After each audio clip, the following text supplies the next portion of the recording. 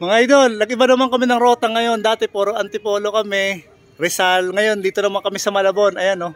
Ibang viewing naman ngayon. Ngayon, pupunta natin yan mga idol. Tara! Ayan mga idol, kasama natin si Taguro. Nandun na sa unahan. Ito yung pinuntahan natin ngayon mga idol. Oh. Yun, dito tayo sa Malabon. Okay din dito mga idol. Mga iba naman.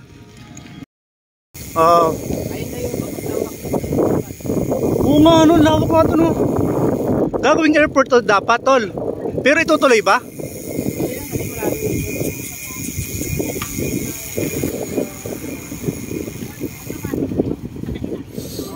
Bibilis.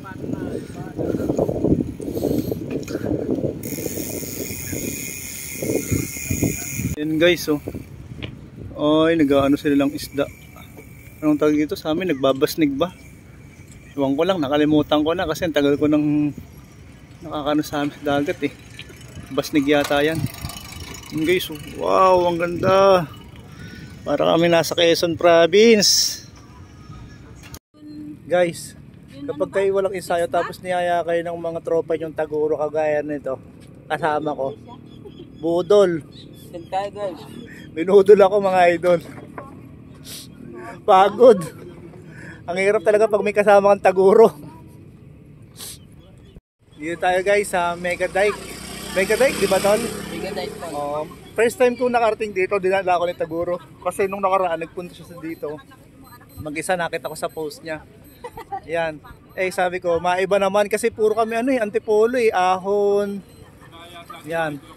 Eh nakita ko medyo maganda nga yung ano sa post niya. Pero ang ganda naman talaga mga idol. Mula dito. Ganda dito tol. Relaxing, calming. Ganda dito. Magpalubog ka ng araw dito. Oo. Yan oh. Napaka-relaxing and calming. So ayan guys, pauwi na kami pero ikutin lang namin yung nandun kasi medyo mahaba pa yung nandun, no. Ikot lang kami ni Taguro tapos pabalik na kami. Tingnan lang natin mga idol. Tara. Ito na idol, si Taguro bibili ata ng isda. Uy, ito na nga yun yung bilihan. Oh, so, wala akong dalang pera. Ito sipon. 100 lang po. Yung sa ipon nyo ate magkano? 200 kuya yun. Umilaw siya ngaya. Mula dito. Pero ka? 200. Ito 150 naman. Try mo na. Dolo. Ano bibili ka?